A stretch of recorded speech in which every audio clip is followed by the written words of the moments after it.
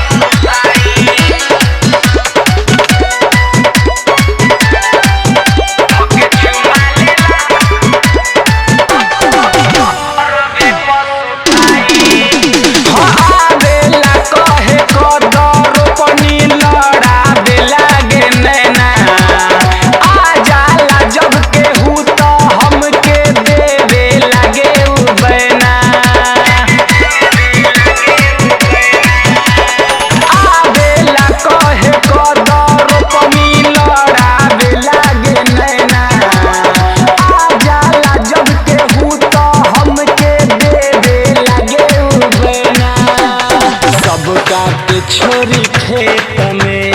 हमरे के खाली झाके निहुर निहुर जब रोपिले सखी त जोबने पे खाली ताके निहुर निहुर जब रोपिले सखी त जोबने पे खाली ताके।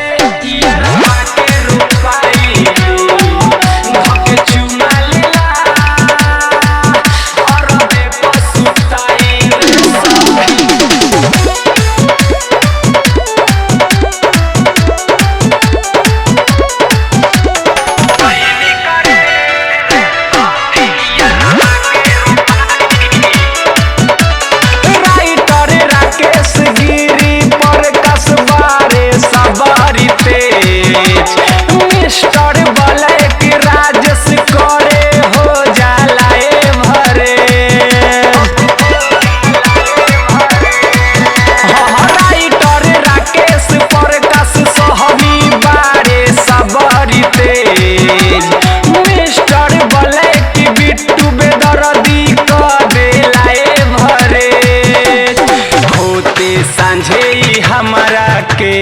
लेवे लाऊ बोलाई